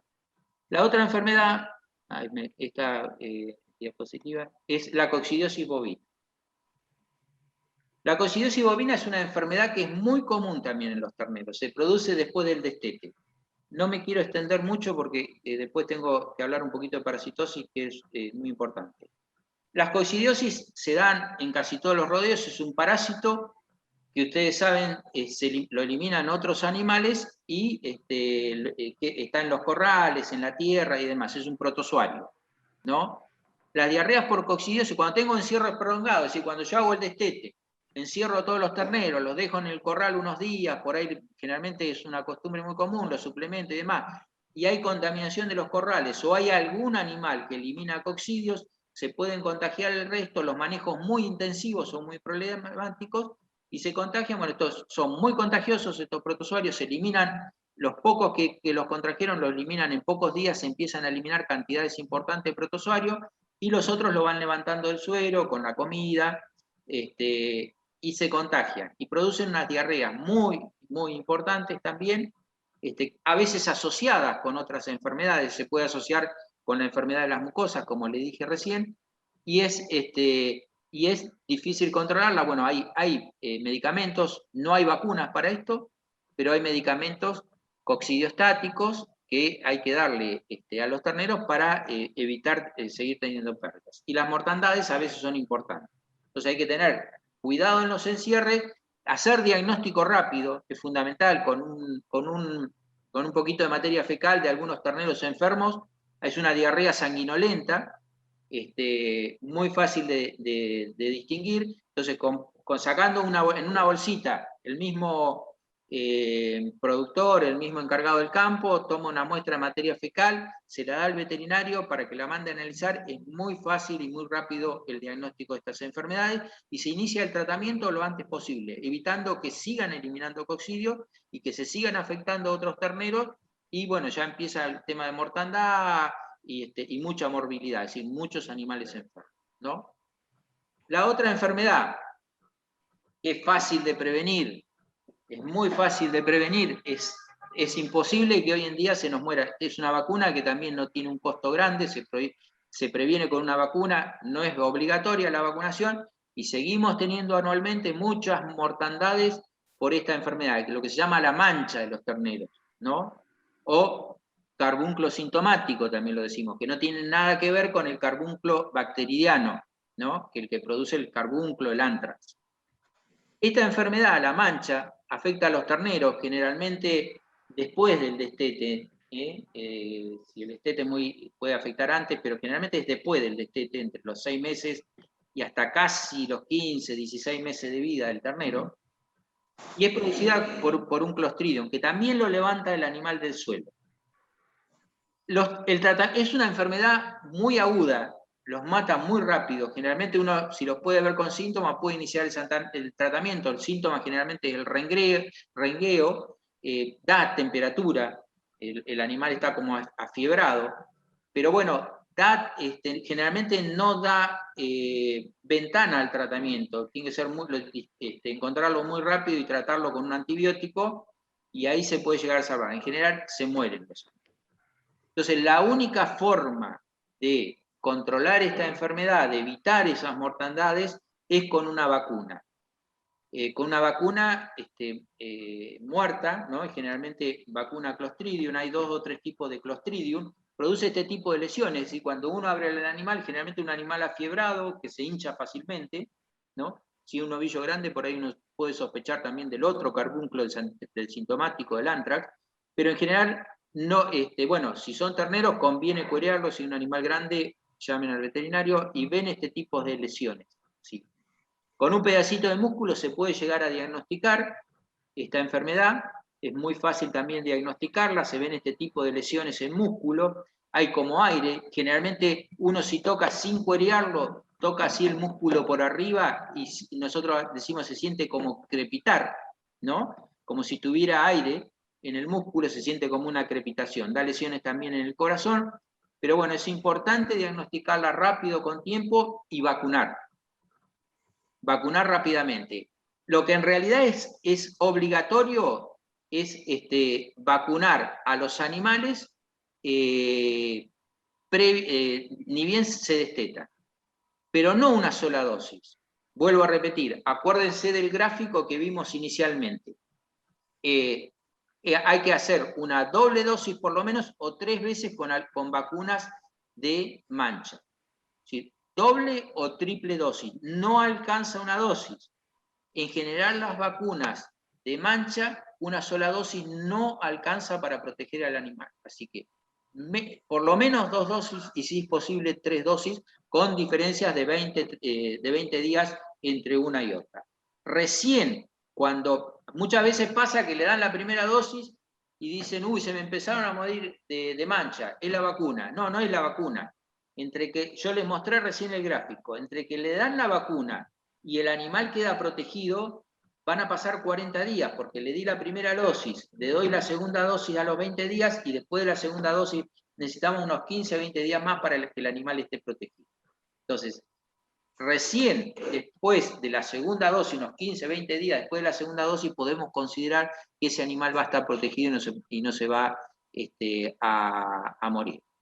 Hay que tener cuidado también, muchas veces el Clostridium, estos Clostridium ingresan por boca, a veces se acantonan en el hígado de los animales, y los golpes, cuando el animal se golpea, la bacteria se produce como un hematoma. La bacteria tiende a ir a esos lugares donde se produce el hematoma porque hay menos oxígeno, y la bacteria es una bacteria que no le gusta el oxígeno. Entonces, y ahí coloniza. ¿A qué me refiero con esto? Hay que tener cuidado con los golpes en los animales chicos. Muchas veces las yerras y eso producen golpes, y en eso el microorganismo ya entró, está acantonado en hígado, y cuando se produce ese golpe, va a ese lugar y produce esta enfermedad. Coloniza, infecta y produce toxinas que van a matar al animal. Entonces hay que tener mucho cuidado con el manejo de animales, evitar todo tipo de golpes hasta que el animal esté bien inmunizado, así que tenga la doble dosis o triple dosis. Si le podemos dar 3 dosis, mejor. Hace muchos años, hace unos años, no muchos, pero por lo menos había problemas con la vacuna, creo que ya se han controlado, y bueno, creo que no tenemos más, las vacunas están bien probadas y demás, ¿no? Pero hubo problemas con algunas vacunas que se fabricaban en el país que no producían la inmunidad suficiente. Vamos a hablar rápido de otro virus, esta era una bacteria, que es el virus del IBR, que es otro virus que circula por todos los rodeos, es decir, no hay, y en esta etapa del ternero hay que tener mucho cuidado. Es un virus respiratorio, ustedes saben que las enfermedades respiratorias, lo hemos aprendido, se difunden muy fácilmente, anda por todos los rodeos todos los años, y produce generalmente, nosotros hablamos de rinotraqueitis infecciosa bovina, generalmente el síntoma fundamental. ¿A qué nos referimos cuando hablamos de IBR? ¿No? Que es la sigla en inglés de esto, de rinotraqueitis infecciosa bovina. Porque produce inflamación de nariz, de tráquea, y produce una traqueitis, una inflamación de tráquea. ¿Qué pasa? Es una gripe normal, no mata, en general no mata. Si bien produce pérdidas desde el punto de vista del engorde, porque produce fiebre y demás, falta de apetito del ternero, entonces está varios días, una semana sin comer, y tenemos pérdidas productivas, porque engorda mal el animal y eso. Pero en general eso lo que favorece esa rinotraqueitis, inflamación de nariz y de garganta, lo que favorece es la entrada de otros patógenos que pueden llegar a matar al animal. Es una enfermedad de baja mortalidad, no mata tantos animales, pero una morbilidad muy grande, es decir, se difunde por todo el rodeo muy rápidamente, ¿no? Y mata a unos poquitos, nada más. Pero bueno, ¿por qué mata? Porque hay otras bacterias que están en el tracto respiratorio y esas bacterias pueden colonizar el pulmón, como una pasteurela, una hemófilus, que están normalmente ahí dando vuelta y esperando la ocasión para penetrar y producir una neumonía. Estas enfermedades son muy importantes en los sistemas intensivos, en los feedlots, donde los animales están muy concentrados, y bueno, ahí sí producen mucha mortandad. Igual circulan en los rodeos de cría en manejos extensivos bastante. Bueno, hay otras enfermedades que produce rinotraqueitis, que produce el virus, que no son, que no las vamos a tratar ahora. Bueno, y estos son más o menos los síntomas, es decir, lo que vamos a ver en el ternero es temperatura, aumento, se agita, aumento del ritmo respiratorio, tos, deja de comer, hay depresión, bueno, en las vacas hay caída de la producción láctea, hay descarga esto lo vemos, estas enfermedades las ven siempre, las tienen que ver siempre, porque pasan siempre esos terneros que andan con moco, enrojecidas las mucosas nasales, ¿no? Pérdida de estado, etc. Vamos un poquito más rápido. Bueno, esto es más o menos lo que ven, esa mucosidad que se ven acá en este ternero, es muy común, y bueno, yo creo que hay que diagnosticarla, se pueden diagnosticar con hisopados nasales, es muy fácil también diagnosticarla. Hoy tenemos en veterinaria y más acá en La Pampa, tenemos muchas metodologías diagnósticas. El PCR lo usamos antes que se usara para COVID, nosotros lo estábamos usando ya para diagnóstico de enfermedades. El PCR hoy por hoy en La Pampa, por lo menos, somos pioneros y casi todos los laboratorios tienen equipos de PCR real time y se puede hacer diagnóstico de todas estas enfermedades rápidamente. Esto es lo que pasa, esta curva sí que ven que sube, son por ejemplo terneras de recría que uno las desteta en mayo, y bueno, y ven cómo sube la enfermedad, es decir, de tener un 20% de positivas al inicio, en septiembre, ya prácticamente, en agosto-septiembre, sí, prácticamente el 90% de las terneras tuvieron contacto con el virus. Algunas manifestaron más sintomatología, otras menos, pero la enfermedad pasó en casi todas. Esto es lo que pasa, por ejemplo, en La Pampa, un trabajo viejo también, en donde los terneros de un año tienen muy baja prevalencia y a medida que vamos viendo la prevalencia en animales de mayor edad, vemos que estas enfermedades también circularon en casi todos los rodeos, ¿no? Y me voy a detener 2 minutos, no sé cómo ando, quiero apurarme un poquito para dejarle a Luis, 2 minutos en esto. Ustedes ven acá costos, dice acá 1, 2, 3, 4, 5, yo quiero que vean los números de arriba, debido a neumonías en distintos rodeos, ¿no? Si vamos a mortandad, los costos, estos son números, está hecho en dólares o en libras, ¿no? En dólares creo que está hecho. Fíjense la mortandad, generalmente los costos de mortandad no son tan altos, sí los costos en pérdidas de peso, ¿no? Fíjense que prácticamente hay rodeos en los que no se mueren, pero sí en todos la pérdida de peso es un costo importante, ¿no? Y a eso le sumás los costos veterinarios, medicina y demás, y si vos te ponés a ver un poquito, fíjate, por ejemplo, el 4 no tuvo mortandad, pero es uno de los que el costo total de la enfermedad tuvo pérdidas más importantes desde el punto de vista económico. ¿A qué me quiero, sintetizando esto, a qué me quiero referir? Que las neumonías muchas veces no matan, pero los costos de tratamiento y de pérdida de peso de animales son importantes y hay que tenerlas en cuenta. Es decir, no porque no mate una enfermedad, no hay que tenerla en cuenta. Quizás lo que decía al principio, todos esos síntomas y las pérdidas que uno ve, porque no, al no haber mortandad, todas esas pérdidas son tanto o más importantes que la muerte, es decir, la falta de ese animal después para ver. Bueno, y acá vamos a los nematodes gastrointestinales. Esto, ustedes saben, en la cría son muy, muy importantes, en la recría de los terneros, ¿no? Ustedes saben, cuando nosotros destetamos los animales, desparasitamos generalmente. Voy medio rápido, ¿no? Y las parasitosis pasa lo mismo que con estas enfermedades. Tenemos parasitosis clínicas, en donde nosotros vemos bien la sintomatología en los terneros, pero enflaquecimiento, el pelo arratonado, las diarreas, las papadas esas que se producen por edemas, ¿no? Y tenemos también las parasitosis subclínicas. Ahí tenemos pérdida de peso, pero generalmente no vemos una sintomatología tan marcada como cuando las parasitosis son clínicas. Pero bueno, tenemos bajas en la producción y pérdidas también de dinero, ¿no? Por eso es importante diagnosticarla. Me voy a pasar algunas diapositivas rápido. Son muchos los parásitos que actúan. Cuando hablamos de parasitosis gastrointestinales o de nematodes, son muchos. Fíjense que hay un montón ahí, no los voy a nombrar, pero algunos se alojan en el cuajo, otros en el intestino grueso, otros en el intestino delgado, pero hay una gama bastante importante de parásitos que depende de las regiones, afectan más en algunos lados que en otros, pero son muchos, ¿no? ¿Cómo es el tema de las parasitosis?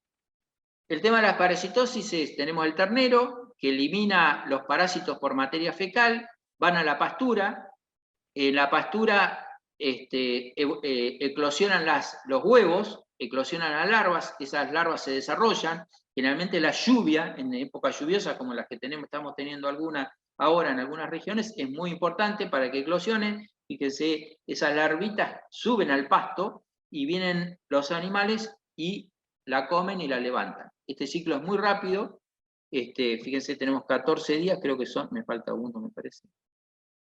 Infestación, se infecta nuevamente. Bueno, prácticamente en 35 días se vuelve a producir la reinfestación. Esto es lo que pasa, es decir, normalmente cuando nosotros destetamos los animales, que la curva está roja, ingresan a la pastura, si las condiciones son adecuadas, esas pasturas se infectan y la contaminación que está en rojo va aumentando a los pocos meses, y después, por un desarrollo de inmunidad, después los terneros desarrollan inmunidad, se empiezan a proteger y va bajando la contaminación de huevos hasta que después, cuando los animales son adultos, ya tienen inmunidad propia. La parasitosis generalmente afectan a los animales después del destete, en la recría, ¿no? En general no afectan a animales grandes más allá de los 2 años, porque esos animales ya tuvieron contacto, lo cual es beneficioso también. Tuvieron contacto con los parásitos y desarrollaron inmunidad. Bien. Por eso el periodo crítico es es decir, el periodo del destete hasta el año, año y medio de vida. Años de vida, diría, fundamentalmente. Bien. Vamos rápido. Uy, perdón. Voy para atrás. Entonces, los niveles de contaminación con... lo que tenemos que tener en cuenta son los niveles de contaminación con huevos en la materia fecal. ¿Qué significa esto? Si nosotros analizamos esos animales y la materia fecal hay un poco huevo, me quedo tranquilo. No me tengo que preocupar. La categoría de animales, como ya les dije, afecta generalmente a los terneros. La carga es importantísima, ¿no? Porque a medida que haya más carga, esos manejos intensivos con pastoreos de una semana en potreros, bueno, son muy peligrosos, ¿no? El manejo. La velocidad es, bueno, también tiene que ver el clima, las lluvias y demás, y cuántos pueden llegar a sobrevivir las distintas larvas en el pastoreo, ¿no?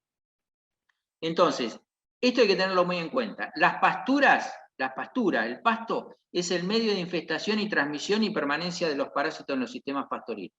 Por eso tenemos muchos problemas en el este de la provincia, donde hay pasturas y se hacen rotaciones con cargas muy intensivas, y las parasitosis prácticamente en los sistemas extensivos de cría de caldenal son muy bajas. Es decir, es muy raro que tengamos problemas de parasitosis en esa zona. Igual se desparasita, pero hay que tener en cuenta acá, yo lo que quiero centrarme en la herramienta que significa el HPG en la materia fecal, que es una herramienta muy fácil y muchas veces no se justifican a veces la cantidad de desparasitaciones que se dan, y eso ha generado otro problema que ahora vamos a hablar. Entonces, el manejo de las pasturas es una herramienta clave para el control antiparasitario, ¿no? Bueno, lógicamente, esto es todo lo que hay que tener en cuenta: el manejo, categoría de animales, como les dije, el estado general, la carga, la disponibilidad forrajera, y otra cosa que hoy en día tenemos, que antes no teníamos, es que todos los antihelmínticos produjeron resistencia por el mal uso de las desparasitaciones. Hoy, por ejemplo, la ivermectina es uno de los antihelmínticos que más resistencia tiene. ¿Qué quiere decir esto? Que no hace el efecto que tendría que hacer y hay especies de parásitos que no son susceptibles. Entonces, muchas veces lo estamos usando y lo que estamos haciendo es generando más resistencia. ¿Por qué? Porque se usó indiscriminadamente. Yo me acuerdo que hubo una época que el que desparasitaba toda la semana era el que le andaba mejor y lo que más recomendaban. Y bueno, y eso hizo que hoy por hoy tengamos resistencia y un antiparasitario que era excelente, como la ivermectina, y ahora parece que es buena también para el COVID, ha causado ha producido una resistencia en los tratamientos para ella, ¿no? Entonces, hay que usarla, pero con cuidado, hay que ver qué efecto produce también. Hoy por hoy, entonces, lo que tenemos que hacer es HPG, y el coprocultivo, que es el que identifica las larvas. Pero el HPG es una herramienta, como dice ahí, esencial para la prevención y pérdidas económicas en los sistemas de producción, ¿no? ¿Y cuál es el número que tendríamos que tener en cuenta? Y más o menos en un rodeo tendríamos que sacar, es decir, destetamos, bueno, sacamos 15 animales, aproximadamente 20 animales, le sacamos materia fecal y las tratamos de analizar y ver qué cantidad de huevos tiene. Si no tiene huevos, o la carga es muy baja, no es recomendable desparasitar. No es recomendable desparasitar y esperar, ¿no? Y se puede volver a hacer algún otro muestreo más adelante. Tener en cuenta, sí, todo lo que dijimos hoy, los antecedentes, el diagnóstico, para tomar las decisiones, ¿no? Bueno, ahí voy a apurarme un poquito. Recuento, como le dije, con el HPG se hace recuento de huevos, como primer indicador, y bueno, y vemos después también, muchas veces, se puede desparasitar y hacer post-desparasitación un HPG para ver si tenemos resistencia. Muchas veces desparasitamos, no tenemos efecto y vemos que esos animales tienen síntomas de parasitosis. Lo que se puede hacer es un HPG posterior a la desparasitación, y si ese HPG nos da positivo, nos está indicando que el antiparasitario que estamos usando no es correcto para ese establecimiento. Como ustedes ven, hay un montón de antihelmínticos, hay que acomodar cada manejo al antihelmíntico que no produzca, que no tenga resistencia en ese campo, y entonces hay que ir probando. Pero hay antihelmínticos como para poder variar y poder usar. No todos los parásitos son resistentes a todos los antihelmínticos. Bueno, el uso continuo de este recurso químico y las estrategias desacertadas favorecieron lo que dije recién, la aparición de la resistencia antihelmíntica. Quiero apurarme, discúlpenme si voy un poco rápido. Estas son encuestas en donde el 95% de los campos fueron resistentes, es decir, tuvieron resistencia a los antihelmínticos, ¿no? El que más resistencia dio fue la ivermectina. Como está ahí, algunas de las especies parásitas, está ampliamente, se descubrió que ese fenómeno de resistencia está difundido en todo esto. Fueron trabajos que hicieron los grupos que trabajan en parasitosis gastrointestinales, y bueno, hoy lo que se intenta es establecer programas de control que sean sustentables en el tiempo, ¿no? Entonces, es fundamental como conclusión, y ya termino acá, el diagnóstico del HPG para la toma de decisiones de los tratamientos a implementar en las parasitosis. No usemos más los tratamientos indiscriminados como veníamos usando antes. Es importante realizar chequeos post-tratamiento, es decir, antes del tratamiento si es necesario checar, y post-tratamiento como indicador de la resistencia. Es decir, si nosotros chequeamos antes y no tienen, no desparasitamos, pero si chequeamos antes y tienen parásitos, y chequeamos a los 15, 20 días y siguen teniendo parásitos, hay resistencia. Bueno, creo que por acá terminaba ya. No quiero seguir y extenderme más porque no, me parece que ya le ocupé el tiempo a Luis. No, disculpas. Si me permitís, Luis, si te parece, como esto tenemos las charlas en realidad son todas con eslabones, sí. Podemos la parte tuya para que tengas la misma oportunidad y la verdad que han sido súper interesantes las dos exposiciones. Me parece que amerita que lo pasemos a la del 18 para darte el tiempo suficiente para poder exponerlo, Luis, si te parece. porque de ahí hay alguna pregunta y me da lástima que quede pendiente la consulta.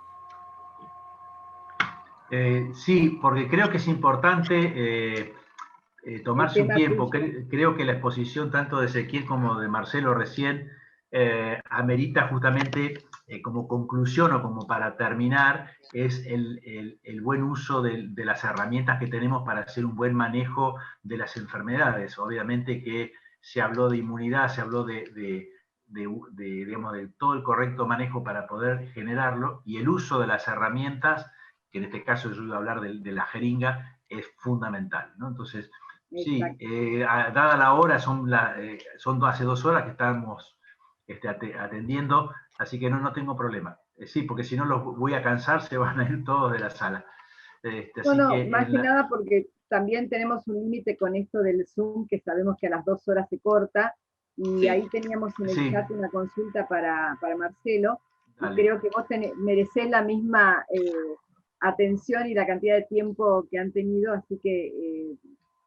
perfecto. Te agradecemos. No, por favor, creo que... Ya quedan no comprometidos todos para el 18 juntarnos otra vez. Pero no es por mí, sino creo que por los asistentes que tienen la deferencia de estar 2 horas atendiéndonos, y me parece que es abusar del tiempo. Más allá que se corte el Zoom, es abusar del tiempo de la gente. Acá había una pregunta de Alexis, que era una consulta. Desteté a los 3 días, di la primera dosis de respiratorio y clostrial y tuve una reacción de infección, no en todos. La vacuna estaba bien en fecha, con refrigeración, agujas nuevas, jeringa limpia. ¿La reacción podría ser por estrés? No, sí, por estrés. La vacuna no tiene, es decir, destetó, él me está diciendo, es una de las cosas que le decía, él destetó, vacunó. Primero, tenemos que tener en cuenta que cuando uno desteta se produce un estrés. El estrés ese tiene que ser lo menos traumático posible, porque nosotros le estamos exigiendo cuando vacunamos al organismo que reaccione y que produzca una buena respuesta inmunitaria. Entonces, si ese animal está estresado, la respuesta esa mal puede ser una buena respuesta. Entonces, el animal tiene que estar en buenas condiciones de salud para hacer una buena respuesta inmunitaria. Si yo vacuno y el animal se enferma, es lógico que se enferma, porque esa vacuna todavía no dio inmunidad. Si él vacunó, hay que ver con qué. Si le apareció síntoma respiratorio, ninguna vacuna respiratoria da inmunidad con una sola dosis. Lo vuelvo a repetir. Una sola dosis no da inmunidad. Y si te da algo de inmunidad, tenés que esperar por lo menos después de la segunda dosis, por lo menos 20-30 días para algo de inmunidad. Después de la segunda dosis vas a tener inmunidad. Ese era el primer cuadro que les mostré. El nivel de protección llega después de la segunda dosis, unos 15-20 días después de la segunda dosis. Es lógico que se le enfermen los animales, porque hubo un encierre, hubo difusión del virus o bacteria, no sé cuál fue el microorganismo que causó la enfermedad. También es importante diagnosticarlo. Es importante cuando tengan animales enfermos diagnosticarlo, porque no todas las vacunas tienen todos los gérmenes que producen enfermedad respiratoria. No todas tienen Pasteurella, Hemófilus, IBR, virus incisional respiratorio. Entonces, es importante diagnosticar cuál es la causa del síntoma respiratorio, de la enfermedad respiratoria, y saber que la vacuna que estoy dando tiene los gérmenes, tiene los antígenos que corresponden a la enfermedad que se produce. Entonces, es lógico que se le hayan enfermado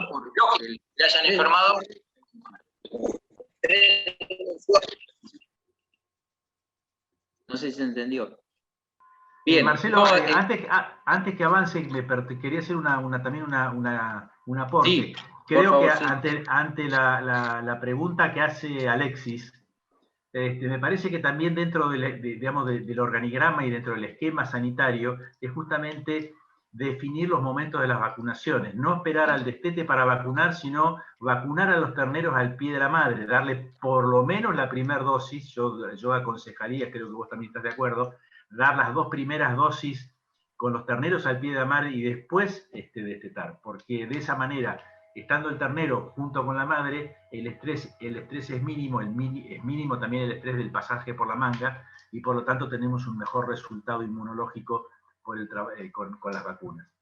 Sí, esa es una de las alternativas, es decir, aquellos que pueden encerrar en los campos en que las condiciones lo permiten, y siempre hay que irse por lo menos 3 meses después del nacimiento, porque ustedes saben que todos los terneros tienen anticuerpos calostrales, la transmisión de inmunidad en los bovinos es así, se transmite a través del calostro, y tienen anticuerpos. Esos anticuerpos pueden llegar a tener algún grado de interferencia que los protegen a los terneros durante los primeros meses de vida.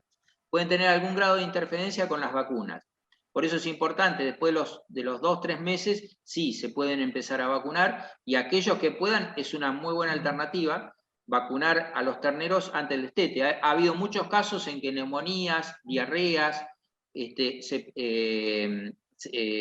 producían ni bien después de aparecido el destete. Entonces, esa es una alternativa. La otra es destetar, que los terneros pasen el estrés de destete unos 10-15 días, y una vez que estén bien, realizar las vacunaciones. Y siempre con el menor trauma posible. El tema de manejo, bueno, de eso conoce bastante Luis, y no sé si lo va a hablar ahora o más adelante, ¿no?